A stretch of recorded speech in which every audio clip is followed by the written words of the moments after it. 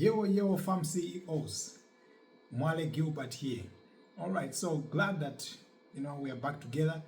I was talking about at some point the idea of what do you actually use to make decisions over what you're going to have on your farm, what you're going to grow or keep.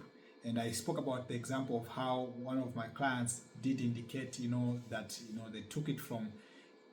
I advised them actually to go and get it from some of the people that already buy from them, and that they could learn a lot of lessons from that. So I would like to just stress on that issue to say that what you really need to do is you need to grow the habit of getting feedback. It's literally just always love to learn new things from your clients. They will let you know what they want. So if you ask questions to say how where else do you usually buy these things, or do you have alternatives, and what kind of good things does the alternative usually do that you feel is better than us here, is that you get to learn another way of what you need to do, or of a better way of doing things.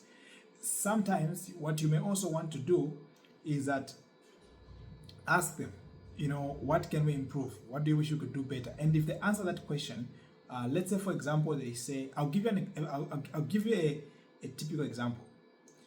Those who are into broiler production, they keep broilers.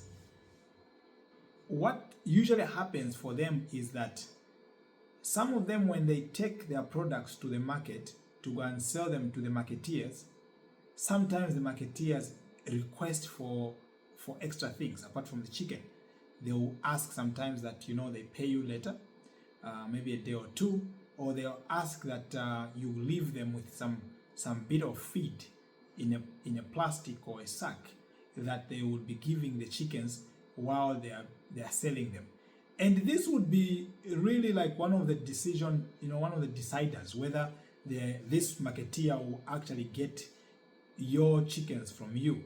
Otherwise, they would choose somebody else. So this may look like a harsh behavior by a marketeer to request for a bit of feed, and yet they have bought the items from you, and now it becomes their own responsibility.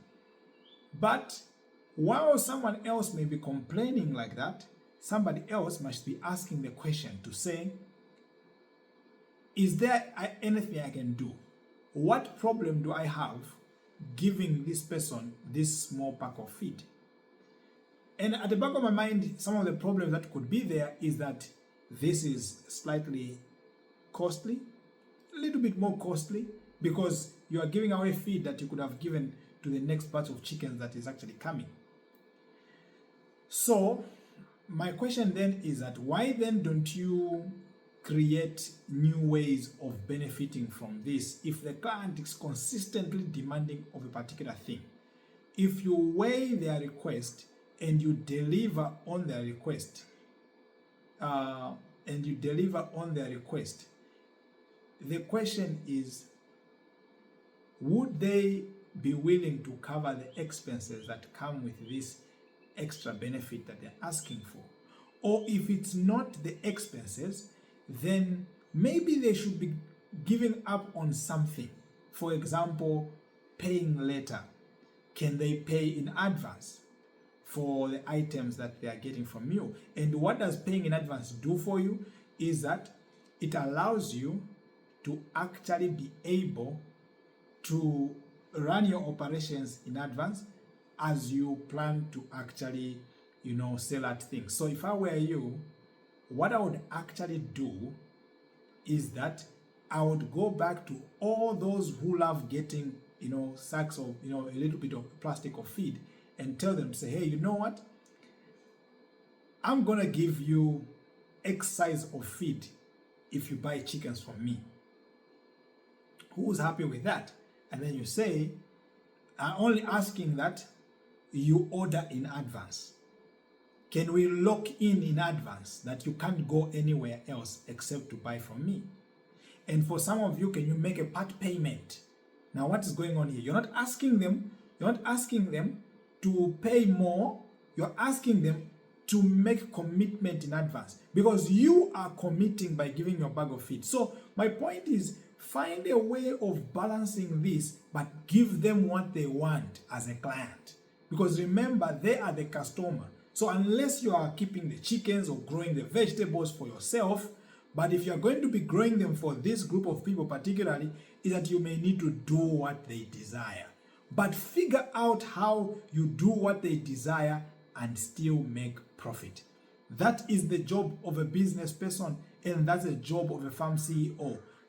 Innovate until you can make profit while you are able to deliver products to your client at the way they want them, not the way you want them. Okay, so the only person I know who told clients that he knew better than them was Steve Jobs. The rest of everybody, we need to line up, give clients what they want in the way they want it. Otherwise, you'll continue crying all the while that you don't have a market. So how do you decide what you're growing? How do you decide what you're keeping? How do you know how much of it you need to have or keep? How much do you know? How do you know to stop growing something, to stop keeping something, start growing and keeping other things? It's by talking to your clients. They'll tell you, we usually buy carrots from you, but you know it's beetroot that is doing so well. It's beetroot. And then what you do is you check how many people have told you the same thing. You don't just do it because one person said it. You want to know how many people are saying it, how many do they need of that thing, how much do they want to buy it for, and are they willing to strike a real contract in buying this thing? And if they can't do that, then most especially if it's a few people, but if you've got a lot more that are asking for it, just understand whether the numbers make sense. Are you making enough profit? And if you are, go for it, grow it, keep it, because you know there's somebody ready to buy it and you're going to make enough money by doing it. This is how we think as farm CEOs, and I want to see how this works for you. Please comment in the commenting section, send me a DM, tell me, and make sure you subscribe. But tell me in the comment section or in DM how you are deciding what you are growing or keeping at your farm. Are you just looking at trends, or your neighbors who are making, money from this particular product and you decide you're also going to do it? How are you deciding what you're going to grow or keep?